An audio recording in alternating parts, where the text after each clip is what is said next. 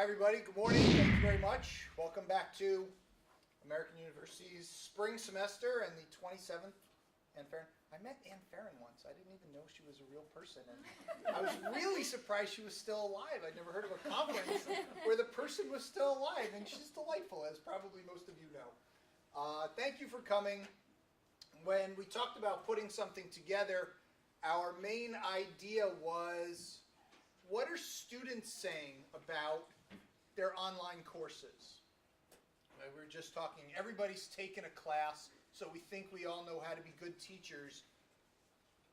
But ironically, at this moment, we're in a little bit of a generational shift where a lot of online instructors didn't grow up with, or maybe have never even taken a single online course. And so we're curious so we follow the sets, and we go through the great training that CTRL has, and we go out on our own, and we read, and we learn, and maybe we've taken an online course to get the student perspective from that side. But really, what are the students saying about the online courses? And so this was the idea. Delighted that we have together some terrific people. Melissa Young teaches writing online and other things. And we have two American University undergrads. My favorite new American University program that I didn't even know existed until a few weeks ago. Sarah McKinley just completed her first semester of college in Greece through American University, including an online course. Did I say that all correctly? I didn't get to go to Greece, by the way. And Chandler Randall is a sophomore/junior here in SPA, and so they're going to add their perspectives as well. Just scroll down here 1 second. Space bar, right? Is this up here? Magical. So very easy. What are the students saying? Exactly for the purpose of, so we can make our courses better. We can understand what they're talking about, so we can make our courses better. We'll just go down the line. I'll talk a little bit about some of the summer data from last year, the online course evaluations, and then Melissa will talk about one of the big things that we don't measure in these course evaluations, but that's really crucial, all of us know, is how to build a good online community, a good online learning community when the students are in different time zones and different places and different purposes, and we don't get to see them. And then we'll have our students talk about their own perspectives. Easy. Some of the things that students say in their course evaluations shouldn't be surprising to us. Students want good activities. Great. What does that mean? That's a different question. Students want good instructor feedback. And this was one of the things that we saw very strong in the data, but also we did a couple dozen interviews with various online students at American University and elsewhere, and the ability to access their instructor was important all the time. But it turns out that if you run the data in certain ways at least, good activities and good feedback are necessary but not sufficient. So you find in the classes that don't get very high course evaluations that these are the complaints, that the activities and the feedback are complaints. But in the courses that are really good, sometimes you also get, well, the feedback was okay or the activities weren't great, but they still like the class. And so we kind of have to tease that out a little bit. Class size matters, and we have questions about the response rates overall. I'll just go through each of these very quickly. Yes? Do you mind taking questions as we go? Is that right? Sure. Do you have a preference? So when you say class size matters, is that suggesting small is good, large is good? I'll get right to that. Oh, sorry. Is that okay? Yeah. All right. Nope, that's perfect. Yeah.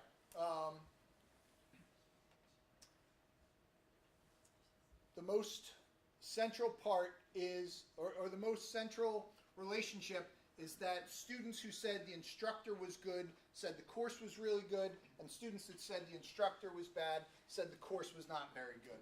You can see the relationship was very close, and that makes sense in almost any class, right? But it wasn't the idea that there were a lot of, well, I didn't like the instructor, but I love the course, or I love the instructor, but I didn't like the course. That we just don't see that.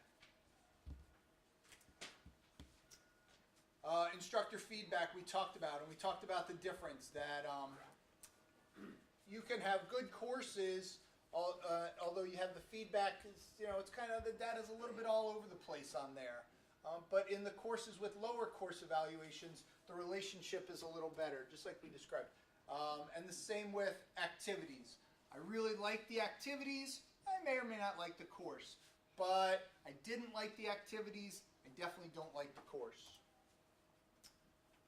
Class size. You asked about class size. Class size doesn't seem to matter if you look at the whole universe. What I did was I looked at the SETs for the 80 undergraduate courses last summer. But if you pull them apart a little bit, oops, did I go backwards once? I'm sorry, did I hit it twice? How do I go back? Back arrow. Sorry. Yep. If you pull them apart, you can definitely see that there's a sweet spot. That the highest course evaluations had between 8 and 10 students. It was actually really between 6 and 10 students, except 7 was a little bit of an anomaly that I can't explain. People didn't like 7. And that could just be a strange thing from one summer. But the course evaluations that were over 6 were from students that were 8 to 10. And you can see that there were just a couple of the bigger classes, the bigger classes had slightly lower, but also the smaller classes. If you had 4 or 5 students, a lot of those courses had smaller. And I think a lot of that's going to have to do with your community, right? It's tough to build that kind of community, maybe. The same thing, I just did the class size groupings differently, just to make sure, and you can see the same kinds of relationships. Jim, can I ask you a Sure, question? sure. Is this students that filled out the final evaluation or enrolled students? How are you measuring class size? Enrolled students. We'll talk about response rate in just a second. Yes. So this is of all enrolled students is the class size. Class size 8, class size 10. But you segue very well. No one does this. All right? Fully more than a third of the class had only 1 or 2 people fill out the response. And almost all the classes had less than a third of the people. Even 3/4 had less than a quarter of the students fill out. So if you have 10 students in your class, but only 1 or 2 or 3 responses, how does that work? And so when I asked, is that related to how happy you are with the course, that didn't seem to show up either. People, if the course evaluations were high, that didn't mean there were a lot or a few students who responded. And if there were a lot or a few students who responded, that didn't seem to indicate that the grades were particularly high or particularly low. So when we did all the data, those are the things that come through. But then we also did between 25 and 30 interviews of students who've taken online courses here and other places. And they had some things that I think you'll find familiar, but a couple I thought are really interesting. One is they do it for convenience. We know this. This is great. But I also like that a few students noted that in the classroom, if I pick on you right now, you don't really have time to formulate your thought. But in an online class, you do. You can say, oh, that's a really good question. You don't have to answer it right now. Right? The accessibility was so important that a large number of the people we talked to said, I'd really like for there to be a mandatory one-on-one video chat with the instructor early in the class. We want office hours, was some of the feedback. And also, we'd really like to meet with the group once. My online courses are asynchronous, and I think a lot of courses here are asynchronous. And a lot of students mentioned, we'd like to all be together once, even if it's only online. And I thought that was pretty interesting feedback. They all mentioned how important it is to have a great learning community. And this is exactly what Melissa's going to talk about, so we'll leave that aside for 1 second.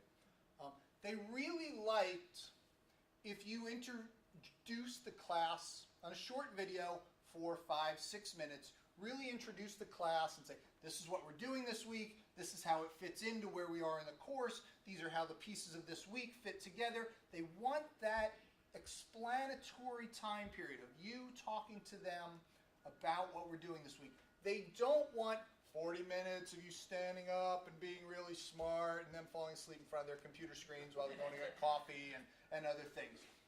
There was one piece of research I found a couple of years ago that said If you give students a 42-minute video, there's no chance they'll watch it. They'll watch about 5 minutes. But if you give them, I think you showed me this article. If you show them 6 7-minute videos, they'll watch them. So this was part of the question.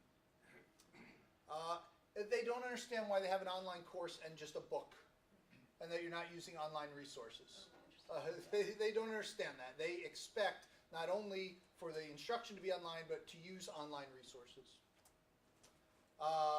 They like to speed the video up to 1.5 and transcripts, and I think that's awesome.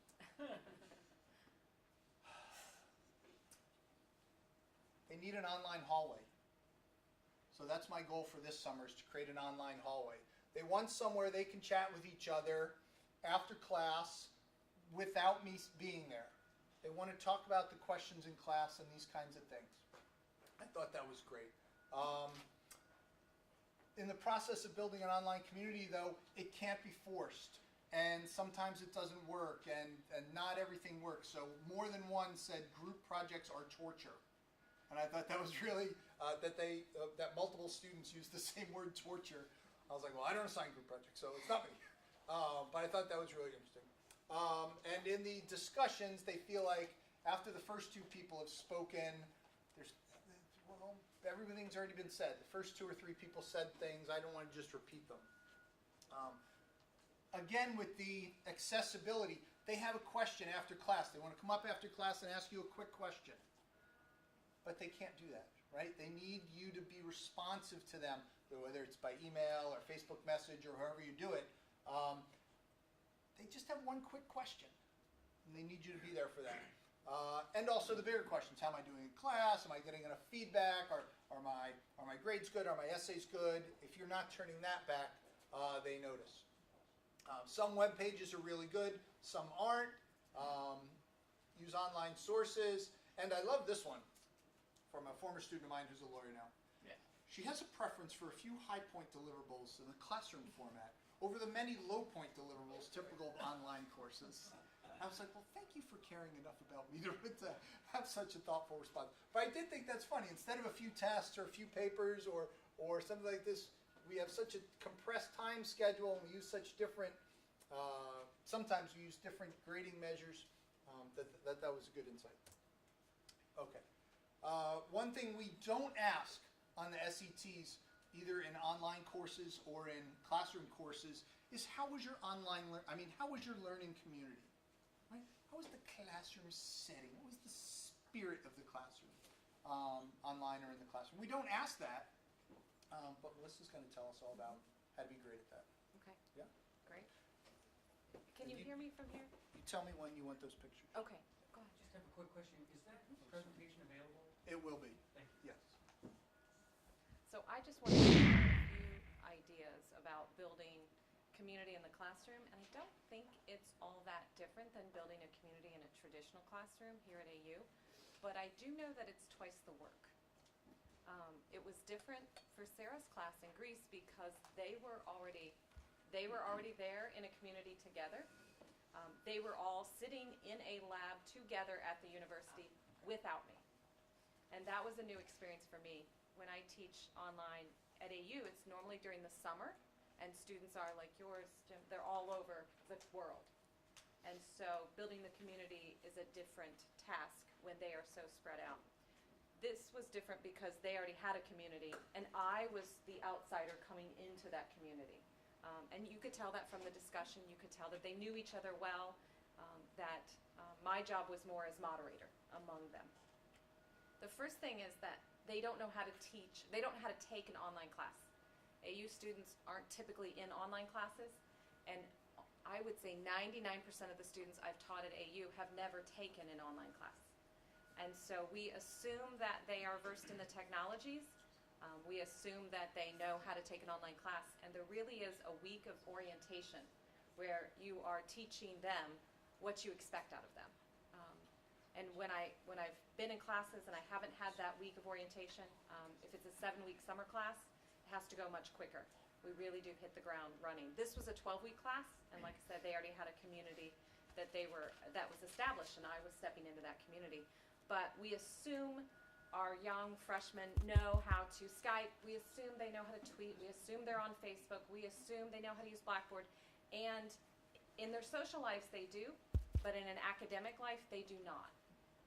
And that is, there's a learning curve there, teaching them what's expected of them. I have found that sometimes I switch platforms according to where they are.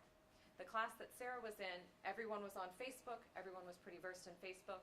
So that's what I used for our community building. I still used Blackboard for our threaded discussions, for our more formal assignments, for peer review.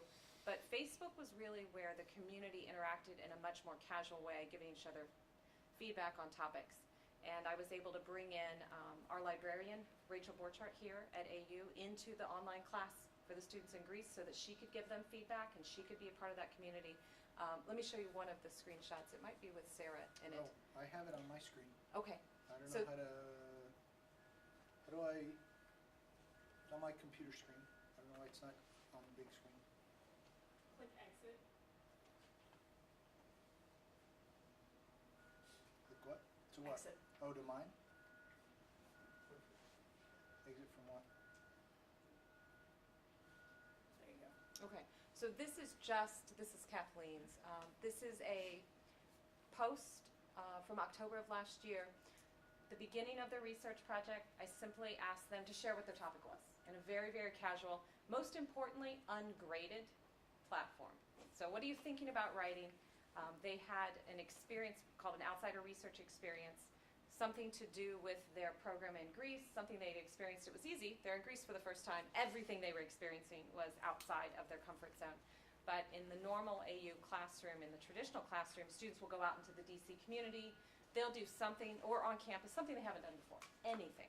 And I asked them simply to post what their experience was and give a little bit of feedback on what they were thinking about writing about. This is early in the research process where they just have an idea. They don't even have a formulated research question yet. They're not really sure where to start.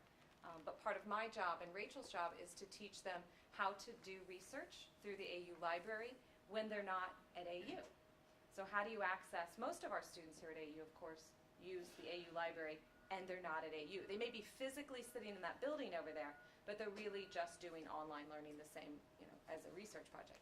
So this was early in the semester, and I asked them very casually just to post what they were thinking about writing about. And then you'll see my response, another classmate, and the requirement was post your topic and respond to someone else's. Very, very open-ended, right? And again, this was an ungraded assignment, and I find that the best way to build a community in the online environment is when it's ungraded, when it's more casual, when you're free simply to throw your ideas out there and get feedback on them, rather than feel that I'm grading everything, right, or you're being assessed on everything. So I asked them to post their topics, gave them some feedback. Another classmate posted back as well. And then Rachel's our librarian, and she jumps in and reiterates the direction that she thinks Kathleen should go with her research. And this helps teach them how to begin talking about their research topics in an academic way, right? And where do you go for the databases?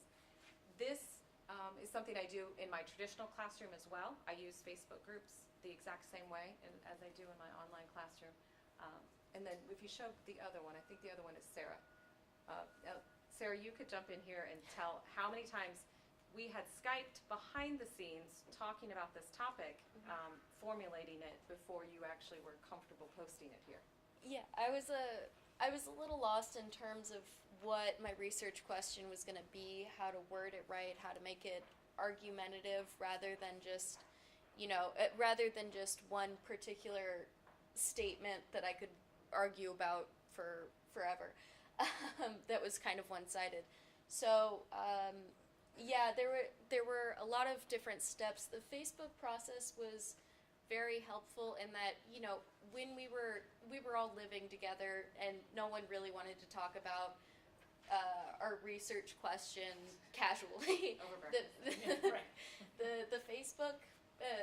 The Facebook post really helped us think out what we were going to do in a more casual but also academic sense. So. I also like that it allowed for everyone to see what each other was doing, so they could start seeing how the experience led to a topic, which led to a research question, which 2 months later led to an argument. getting them to move through that process that's my challenge. That's why I teach college writing. But Sarah took the assignment, as all our really, really great students do, and immediately thought about it differently. And most of the students were looking at an experience they had in Greece, but Sarah was thinking about how the entire experience as a first-generation college student was outside of the comfort zone. And so this opened up a really, really interesting topic and a great conversation for the entire community to have. And you can see Rachel jumping in. And this is the very first set of posts about their topic. A month later, I then had them post their formal research questions so they could see how they moved from idea to topic to research question. And we did another round where Rachel also jumped in and targeted their research in a much more productive way. So really helped them get unstuck. I think that's part of what you mentioned about how they have questions after class and they can't stop you in the hallway. I find that Facebook is where they will post, and a class a year ago, really everyone was on Twitter, so I used a tweet deck for the exact same purpose. It works the same as Facebook, for them interacting with each other, them posting questions at 4 a.m. that I'm not available to answer, but they are. I did find with the Greece students that I had to rearrange my office hours. My office hours began Friday at 7 a.m. Because that's when they were in the lab and had a reliable internet connection. So there was a learning curve, I think, for all of us this semester. But you might want to talk about what you found useful in the class and then what perhaps activities are not useful. They want to hear that from you, not us. We think everything we do is useful and successful in the classroom. Well, would you mind if I go first? Or? Well, I think particularly with the research questions, Professor Young did a very good job in helping us sort out things both online and through Skype sessions where we could all just kind of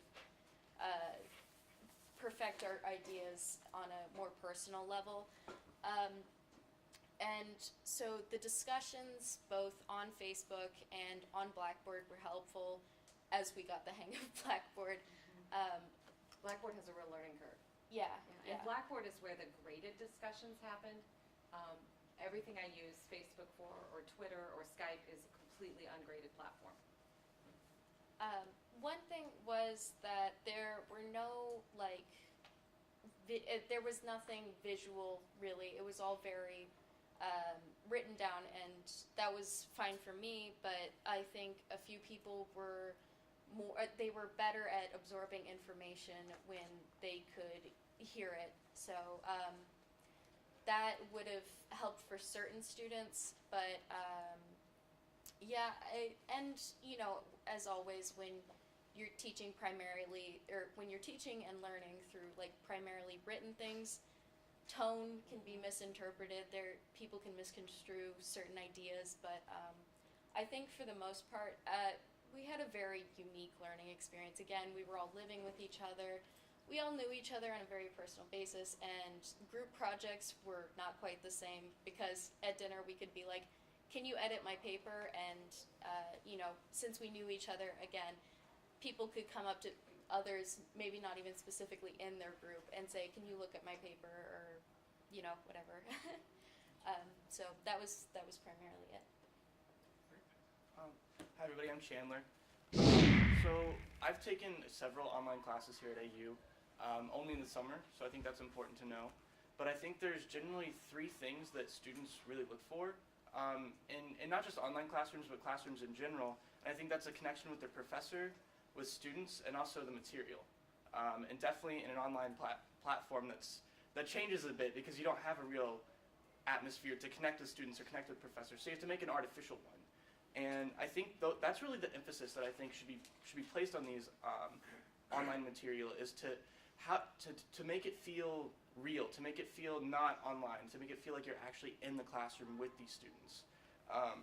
So for instance, I think one thing that's so important for the student, for me especially, is getting to know that professor.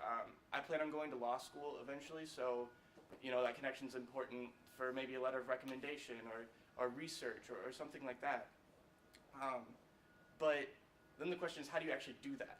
Because you're not there with them. So the internet has so many options to do that now, especially with Skype or FaceTime or Facebook even. They have a video section now. So I think that's really important, is having at least one opportunity to meet face-to-face, or however you want to call that, screen to screen. Really anything that allows the student to get to know the professor more than just more than just a student-professor sense. Actually get to know them.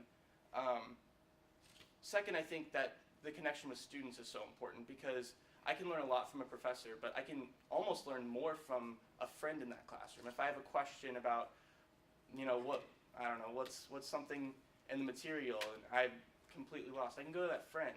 And I think that's really important. So somehow find a way to facilitate ways for students to connect, whether that's mandatory Facebook posts that they have to respond on, or what Professor Court did was he had a website and we had to write short essays, 500 words about different chapters, and we could pick from several different topics, and then we had to comment on 2 of those. And I thought that was a great way, because I got to meet new Comment people. on 2 other students. Right.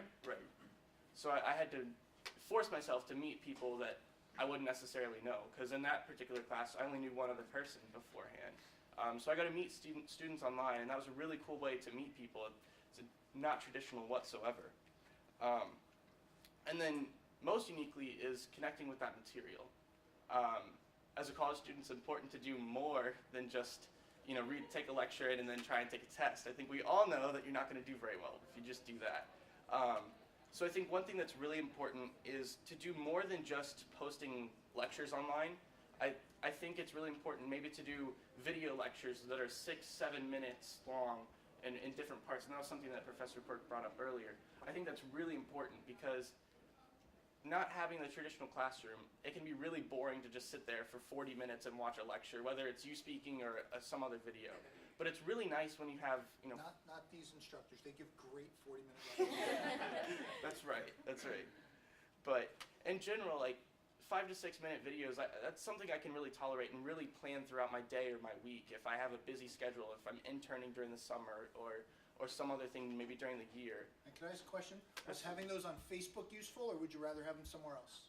Honestly, I don't think it matters too much where it is, as long as it's pretty accessible. Personally, I think Facebook's great. I know for other students, they do have issues with Facebook, because it's like Facebook's their happy, free, away from school place, and then it gets distorted to this, oh no, I have to do work on here. Well, and I want to be clear, these are Facebook groups. Right. We're not friends. That's right. Right, and so Right. there really is a separation of Yeah, there church absolutely and state, is. as there should be. Right. You don't have to friend in any way in order to be a member of a group. Right. And it also, sorry for interrupting both no. of you. It's a great opportunity to remind your students and incentivize your students to check their privacy settings. And say, hey, what's your public profile? Because I can see your public profile. So, check that out. We Very actually, I turned it into an exercise that I didn't intend. When the students first arrived in Greece, one of the first questions was, what rhetorical argument, so I was just trying to introduce the language of argument, what rhetorical argument are you making with your Facebook profile? And every one of the students, very professional, I know how to do this, I know what you're saying, Professor Young. And then I mentioned that 8 out of 10 were bikini shots from their first week in Greece. Because they're in Greece, and they're having a ball, and they're lovely and wonderful and having fun. But that is the icon that was showing up every time they posted to our class. And I wasn't willing to join them where they were in that moment, but it became a good teachable moment. I was not one of the ones with the So bikini. not Yeah. But I think just utilizing that online ability is so important, because there's so much out there. Because YouTube videos are great, and I think they should definitely be utilized. I think we just need to be more conscious of how it's being used. And definitely shorter videos are better, but that's not to say that long videos aren't important. And transcripts do help, and I think that's my last point there. What helps? Transcripts. Oh, yeah, Okay, so when you say YouTube videos, are you saying ones that the professor made, that you made, or independent things that are resources for people to watch? Honestly, all 3. I think all 3 are really important. The handbook that we use in the college writing programs by Andrea Lunsford, and it's customized to AU. And it's the handbook that all of our freshmen get in the college writing program. They use throughout their 4 years here. And the students in Greece had the handbook as well, and Andrea Lunsford, the author of the handbook, has created her own set of videos that go with each of the chapters. She's not the most dynamic presenter, but they are 4 to 6 minute clips that talk about conclusions, or how do you develop an argument, how do you create pathos within it. So they are digestible, small ones. And if I may, one thing that was also pretty unique about our situation in Greece was that we had a shuttle that took us to and from campus, and there was certain structure. We had 2 hours after our last class ended, and we went in on Wednesday for 2 hours when we didn't have any classes. And that kind of allowed for a certain structure for us to put aside for the online class that I don't know that a lot of students have. It's kind of like go as you have time, and that was extremely helpful that we did that. I had to adjust my teaching though, because I've never had an online class that was online together somewhere else during such a structured period.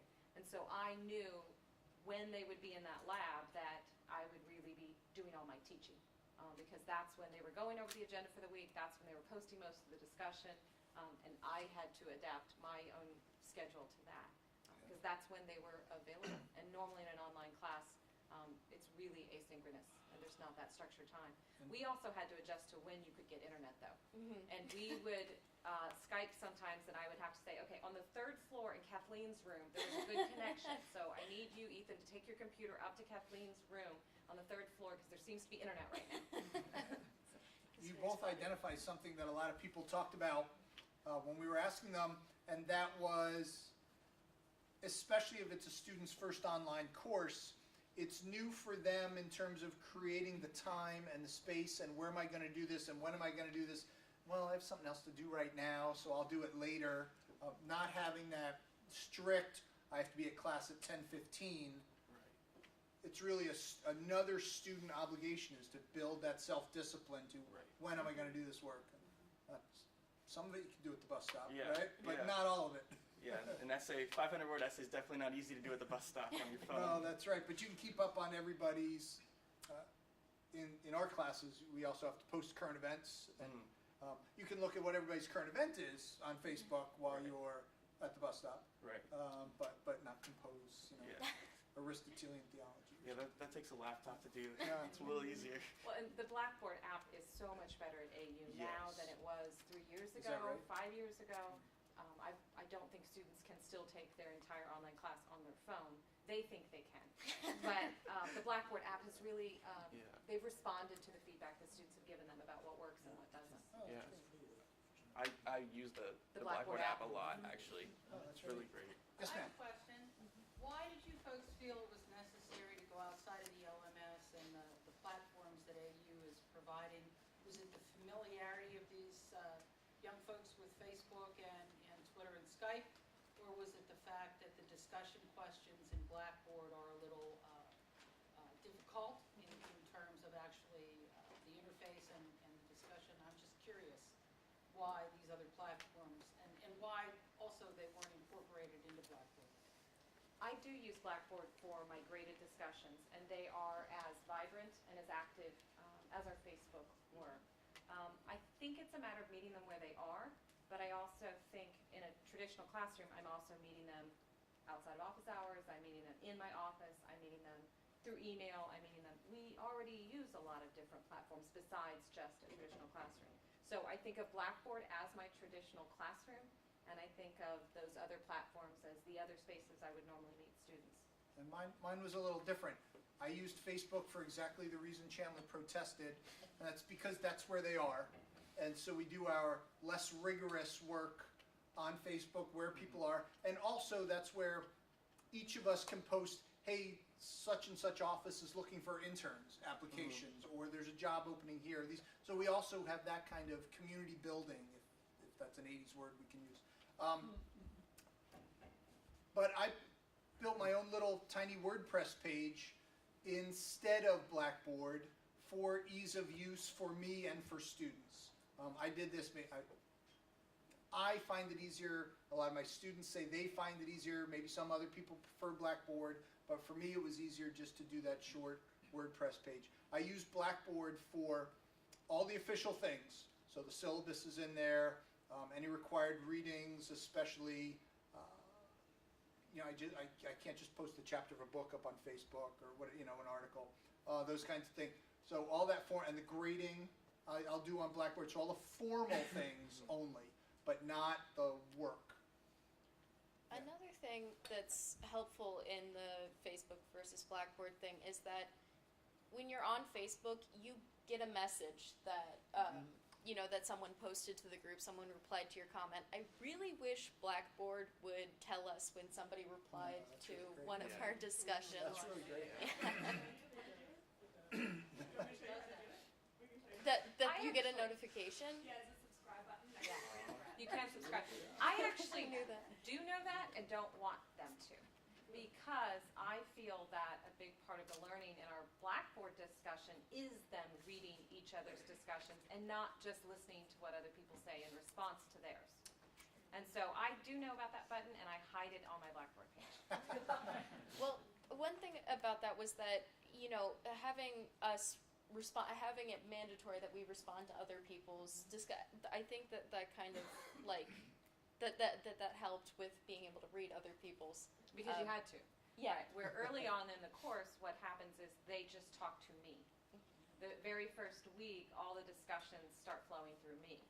So I'm doing 17 posts in 2 different threaded discussions every day until I teach them that you can earn as many points in the discussion by interacting with other students. And then I start rewarding the discussions posts that go beyond the topic, or post an outside link, or ask another question. And we talk a lot about how asking questions is as important as talking in the discussion itself. And that's true in a traditional classroom or in the online environment. But it does take until about week 2 of the online class for students to start interacting with each other in Blackboard rather than just filtering through me. But it's something I think we have to teach them if that's what our expectation is. And I wonder if there's a difference. Do you teach primarily freshmen? Yes. And so I teach very often upperclassmen who maybe have taken an online class before, but certainly have sat in college classrooms lots of times and have some different sense. So I wonder if there's a difference there. I would assume so. Chandler, you mentioned that transcripts of videos were helpful, and I wonder if you meant like those kind of 4 to 6 minute videos that instructors post, and if so, have you guys done transcripts of videos, and how did you do that? I usually put up PowerPoint notes that are much more detailed than my 6-minute video. Okay. So I'll have typically any segment that we're talking about will have academic readings and video. It might be the author talking about the book. It might be an unrelated, it might be something else. And a PowerPoint and my introductory video, my short introductory video.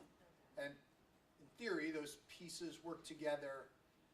They're sewn together neatly, more or less, most of the time. So I don't do formal transcripts, but instead PowerPoints that will go along with all 3 of those pieces together. And by that, all I meant was more on long videos. For 4 or 5 minute video, I think it's not unreasonable to ask somebody to sit there and watch that. But for like a TED Talk that's an hour and a half, if there is one that long, something like that, just because you can read it so much faster than watching. I agree. I like transcripts. I Yeah. read transcripts of radio programs instead of Yeah. listening a lot. So I'm just curious if you've used that. Yeah. I think the transcripts, well, in even a traditional classroom, are really necessary, especially for ESL learners. Yes. Because everything in a traditional classroom that I say is also in some written format. Great. And that's true of whether it's an ESL student or just a student who learns that way. Yeah. I learn best through text. Sarah learns best through text. So an online class that's text-based is going to be more successful. But another student might need more Skype sessions individually with me. And I think that's the surprising part about teaching writing online. Jim mentioned at the beginning that you don't want the class to be one-on-one. But when you're teaching writing, it really is one-on-one. And that's an enormous amount. I Skype with them for about an hour on every single draft. And that's just how you have to teach writing. It's not, I can do a lecture on conclusions or best practices for introductions or research skills. Those are general topics. But really, when it gets into working with a student one-on-one and watching a draft develop over 3 months, that requires a Skype session. Yeah. Who makes the transcripts? No one. There isn't a transcript of a Skype session. Nobody, if you, ones where you have transcripts, who makes them? I don't think we do. I'm not sure. I think Google's actually producing a program that does it for you. I'm not sure how accurate it is, but I will say that anything I would be doing in a video is somewhere else in my Blackboard already. It's really just delivering it, the exact same information in another platform, but I don't have transcripts of those. Yes, actually, my question is directed towards Sarah and Chandler.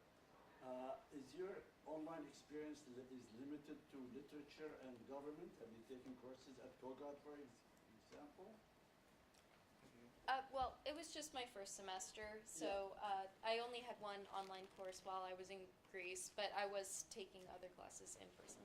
Yeah, So- because my point is very simple, that I hope when we are listening to all these experiences, we are differentiating among disciplines, because for example, when I teach at Kogod, my course in terms of content, in terms of intensity, is quite different from other courses.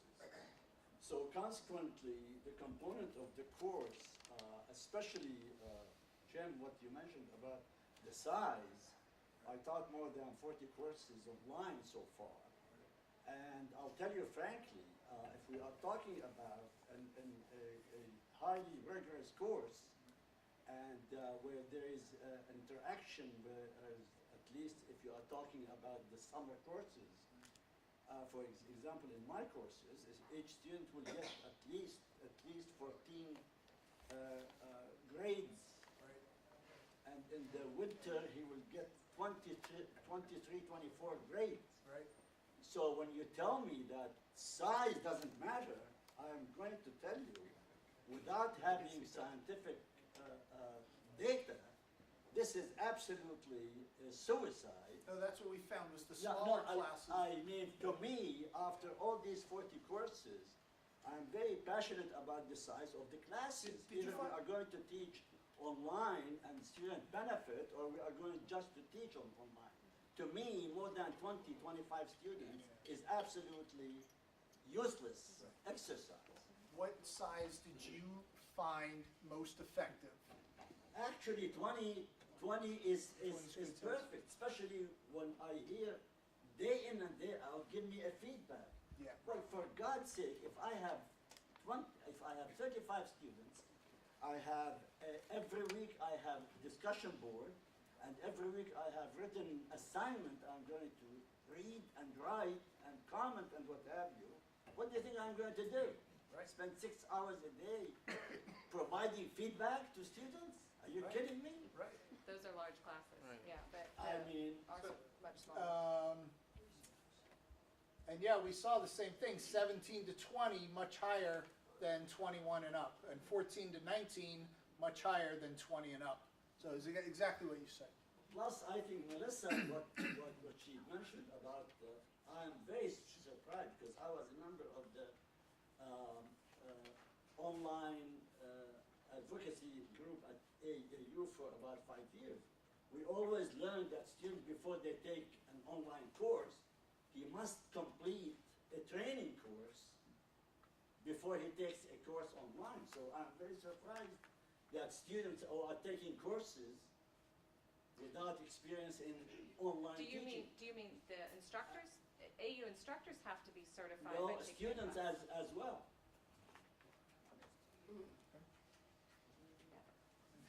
Katie? Go ahead, Kate. So I haven't taught an online class. This is all really interesting to me. But one thing I find when I teach a traditional class, if I have students going to too many places, it gets confusing. So like something's on Blackboard, and then like I'm going to do a Twitter thing, and blah blah blah. So what have you found to be a really useful way for online, when I can't say go here now, to keep all that together so that it seems not confusing and kind of unified? Like what's worked for you folks? So for me, that's a very good point, actually. Yeah, if you're going to like 15 different places, it gets really confusing. I'm like, I'm not sure if I'm supposed to post here today or tomorrow. That's right. Yeah.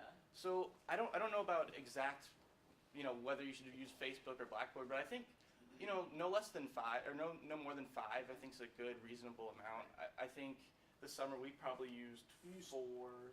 Well, we used two. We used Facebook and the WordPress. Okay. site. Yeah. And then other websites like news sites or things that you want to check regularly.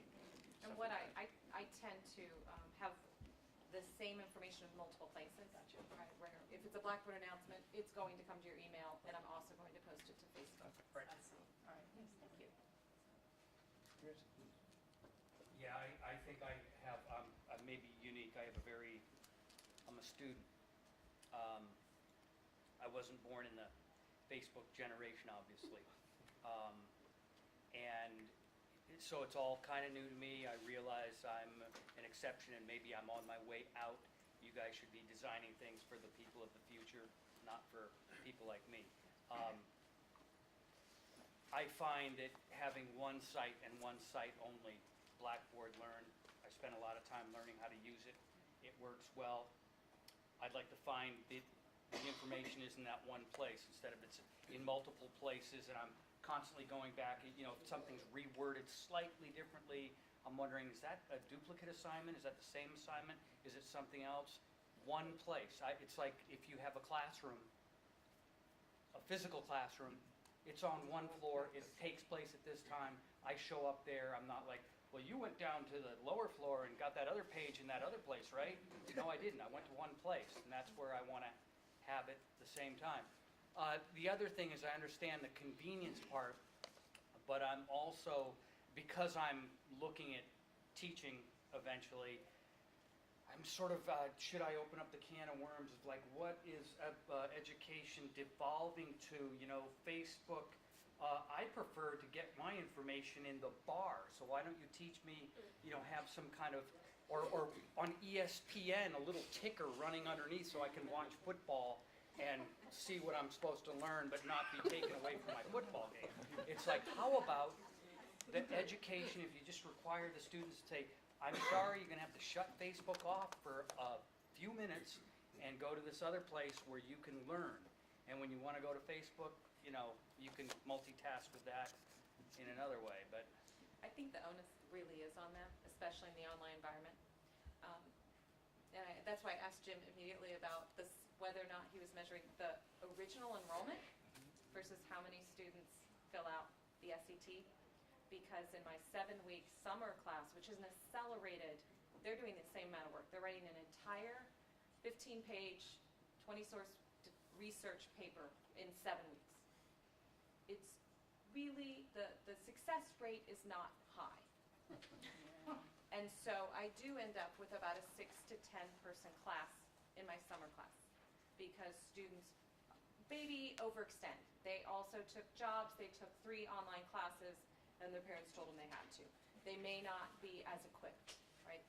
The success rate in Sarah's class was very high because they were traditional freshmen in an environment that supported them. They had time that they had to work on it, and it was a fantastic class. Usually in a summer 7-week accelerated class, really, if they're not motivated to come to Blackboard every single day and can make themselves log into Blackboard every day, the success rate is not as high, unfortunately. Yeah. And I would say you're exactly right, that you need somewhere to do the WordPress or the Blackboard work and somewhere to watch your videos and do your readings. But at least my Facebook assignments are designed to do on the bus stop, to do waiting for the metro. What are other people posting? If 4 people have posted stories and one of them is really interesting to you, go click on that link and read that and have a comment or think about it later and come back and comment later. Specifically designed to be bite-sized, while the more traditional assignments are designed for more traditional, so exactly like you said. Laura, good. Thank you all for doing such a wonderful panel presentation. I had a question for the students, and I hope Jim and Melissa don't get offended, but I wanted to know if there were 1 or 2 things that you wish your professors had done differently. Because the grades are in. Go for it. Go ahead. I gotta think. I gotta think too, honestly. Well, you mentioned you wanted more videos. You Yeah, thought it'd be yeah. better More to have videos, I think, would be helpful, particularly from the professor themselves, because it's more specific. You know exactly what is being expected. The weekly syllabus that we got was very helpful because it laid things out. It was more like, specific and everything like that. I really liked that as well. So yeah. And you've taken a lot of classes, so you can pretend it's not about me. Yeah. I think more videos would be helpful. You certainly did a lot. Maybe even like longer videos, if that makes sense. Like more like movies or documentary styles than just maybe online lectures or something like that. Something that really connects the world with your classroom, I think would be really interesting because the internet has such an ability to do that, and I think that's something that can really just be expanded on. I know one thing I'd like is to have students produce some of that content as well. Yeah, that'd be. As you can make an argument orally, you can, and I tend to do everything in writing, but I think there are a lot of platforms I'm not taking advantage of yet, where they could do that for us as well. Yeah. That's right. In my online class this fall, students said, how come we have to write stuff? How come some of our short assignments we can't just submit as video assignments like we would in a classroom? You would ask me in a classroom a question, and I would respond like the same way. We just have a couple more minutes. Maybe you have some more questions. Yeah? So, I was inspired by your data analysis, and my question is about controlling for graduate versus undergraduate students. I only did undergrad courses. Okay. But how about the data? I only chose the data from undergraduate courses. And how about, I'm sorry. You're fine. How about the controlling for, say, students who are in the hybrid programs versus online only? It was all the ones, I chose the SETs from the link that said distance learning. So I don't know if that includes hybrid courses or not. But it was summer 2015 undergrads on the SETs page where it says, these classes, and then it's got a separate link for distance learning. It was those undergrad classes from the summer. Yeah. So, I'm teaching now in the 2U program of the business school just started this year. So we have a mandatory face-to-face meeting 2 hours a week. So it feels like a class, other than a few technical snafus that come up. I'm wondering if anybody in the room has experienced both the traditional AU online teaching and 2U and can contrast those. Yes. Okay, great. Comments? Yeah, so I did a TU course over summer for SIS, and I've done Blackboard. I had 12 lectures for TU. 4 of them got cut off, so it's very stressful because you're in a classroom with no students, and they're all waiting for you to solve this. But putting that aside, I liked the synchronous plus asynchronous more than everything asynchronous. I think the student here made some great points about, I don't know, losing that interaction as much. I mean, I know there's more I need to learn how to do. As much as we try to get this in a asynchronous mode, the interaction, discussion threads, and everything else, I like that panel of 16 students, interact with them once a week. I like the asynchronous places plus synchronous. And our interviews showed that students like that too. Austin gets the last comment. Oh, so I like the fact that the class is capped to 15 students, even though there's plus and minus, but 15 is great. Yeah, great. Thank you all so much. Thank you especially to our students, and thank you all for coming.